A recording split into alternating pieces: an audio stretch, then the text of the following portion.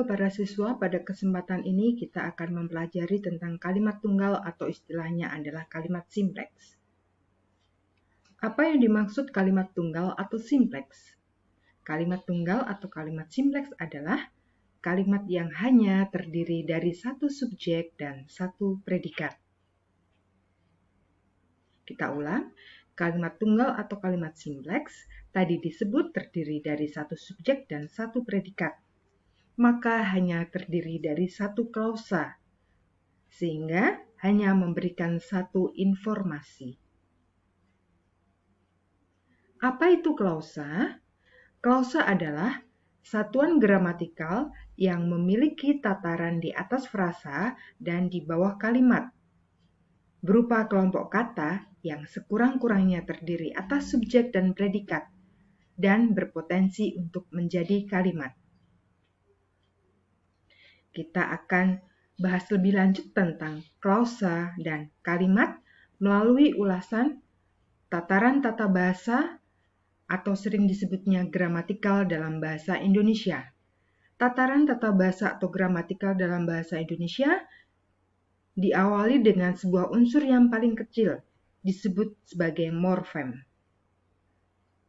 Morfem mempunyai dua jenis, yaitu morfem terikat dan morfem bebas. Disebut sebagai morfem terikat karena morfem ini tidak bisa berdiri sendiri tanpa adanya morfem lain. Yang termasuk dalam morfem terikat adalah semua afiks atau imbuhan. Contoh, imbuhan mem. Imbuhan mem ini tidak dapat berdiri sendiri karena tidak mempunyai arti ketika dia berdiri sendiri. Tidak mempunyai arti dalam maksud adalah arti leksikal atau arti yang bisa kita lihat dalam Kamus Bahasa Indonesia. Berbeda dengan morfem bebas. Morfem bebas adalah morfem yang dapat berdiri sendiri. Pada kata baca misalnya. Pada morfem baca. Morfem baca ini dapat kita cari artinya. Kalau kita cari artinya dalam Kamus Bahasa Indonesia, berarti adalah eja. Jadi, morfem baca ini dapat berdiri sendiri tanpa adanya morfem yang lain. Nah, kedua morfem ini, yaitu morfem terikat dan morfem bebas, ketika kita jadikan satu, maka akan membentuk sebuah kata, yaitu kata membaca. Kata membaca, jika kita tambahkan dengan kata yang lain, maka akan membentuk sebuah frasa. Contohnya, dari kata membaca kita tambahkan kata sedang, maka menjadi sedang membaca.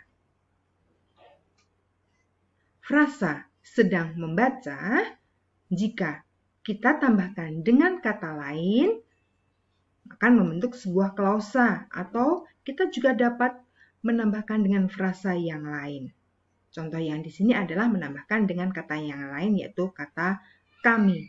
Maka akan menjadi klausa kami sedang membaca.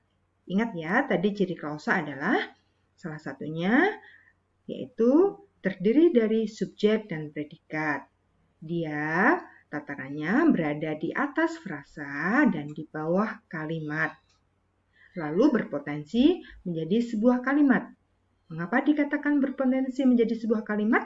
Karena di sini dalam klausa sudah terdiri dari subjek dan predikat. Demikian juga dengan kalimat. Sebuah kalimat yang baik minimal terdiri dari subjek predikat. Ya. Nah, ketika klausa kami sedang membaca, itu kita tambahkan dengan huruf besar pada awal kalimat. Pada contoh ini adalah pada kata kami, hanya kita awali dengan huruf besar. Kemudian diakhiri dengan sebuah intonasi, di sini adalah intonasi titik, maka itu akan menjadi sebuah kalimat. Maka dikatakan tadi, klausa berpotensi menjadi sebuah kalimat. Mengapa berpotensi? Sekali lagi, karena sudah terdapat unsur subjek predikat. Akan sempurna menjadi kalimat ketika kita awali dengan huruf besar dan kita akhiri dengan sebuah intonasi akhir. Nah, gabungan dari kalimat-kalimat ini akan membentuk sebuah paragraf. Gabungan dari beberapa paragraf akan membentuk wacana atau teks. Itulah tataran tata bahasa Indonesia. Saya ulang, tataran yang paling kecil, unsur yang paling kecil disebut morfem. Gabungan dari morfem akan membentuk kata. Gabungan dari beberapa kata membentuk frasa. Gabungan beberapa frasa atau gabungan frasa dengan kata akan membentuk sebuah klausa. Sebuah klausa berpotensi menjadi sebuah kalimat. Karena di dalam klausa harus minimal terdiri dari adanya subjek dan predikat. Dan disempurnakan dengan huruf besar di awal kalimat dan diakhiri dengan tanda baca, maka akan disebut menjadi sebuah kalimat. Gabungan dari beberapa kalimat akan membentuk paragraf. Gabungan dari beberapa paragraf akan membentuk wacana atau teks. Ya, mari kita lanjutkan. Kembali lagi ke kalimat tunggal. Beberapa pola yang dapat digunakan pada kalimat tunggal atau kalimat simpleks antara lain sebagai berikut. Meskipun bisa juga terdapat pola-pola yang lain. Ini hanya sekedar contoh. Polanya dapat berupa subjek predikat atau subjek predikat objek atau subjek predikat pelengkap, juga subjek predikat pelaku atau istilahnya petindak. Biasanya hanya terdapat pada kalimat pasif untuk yang pelaku atau petindak ini. Kemudian subjek predikat objek pelengkap, subjek predikat keterangan, subjek predikat objek keterangan, atau subjek predikat pelengkap keterangan, dan subjek predikat objek pelengkap keterangan. Kalian bisa membaca contoh-contoh pola kalimat tersebut di dalam penerapannya di dalam sebuah kalimat. Mari kita lihat satu persatu.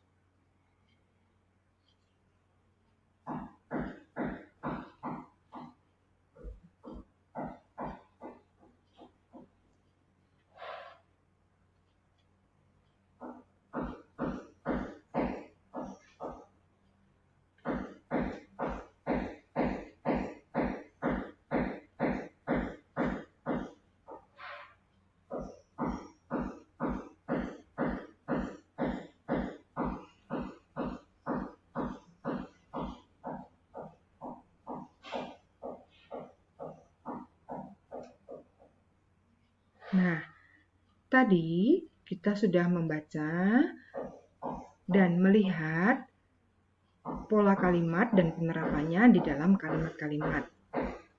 Salah satunya ada pola yang menggunakan keterangan. Kita akan pelajari dan kita baca apa saja jenis-jenis keterangan. Yang pertama, ada yang disebut sebagai keterangan tempat. Ketika di dalam kata tersebut diawali dengan preposisi di, ke, dari, di dalam atau dalam, pada, sampai, dan antara. Ada juga yang disebut sebagai jenis keterangan waktu. Ketika menggunakan kata tugas sekarang, kemarin, preposisi pada, dalam, atau kata tugas se. Misalnya pada kata tiba, sepulang, setiap. Atau kata sebelum, sesudah, selama, sepanjang, sejak, menjelang, sampai. Kemudian keterangan yang lain adalah keterangan alat. Biasanya akan menggunakan preposisi dengan dan tanpa. Keterangan tujuan menggunakan preposisi agar, supaya, untuk, bagi, demi. Menggunakan keterangan cara ketika di dalam kata tersebut diawali dengan preposisi dengan, secara, atau dengan cara, dengan jalan, tanpa. Ada juga jenis keterangan yaitu keterangan penyerta ketika menggunakan preposisi dengan, bersama, beserta. Jenis keterangan yang lain disebut sebagai keterangan pembandingan atau kemiripan ketika menggunakan preposisi seperti, bagaikan, laksana. Menggunakan ketika ada juga jenis keterangan yaitu keterangan sebab ketika menggunakan preposisi karena sebab. Atau keterangan kesalingan ketika menggunakan kata tugas saling. kata tugas satu sama lain. Dan yang terakhir adalah keterangan milik ketika menggunakan preposisi dari. Demikian para siswa penjelasan tentang kalimat tunggal atau istilahnya adalah kalimat simplex. Terima kasih.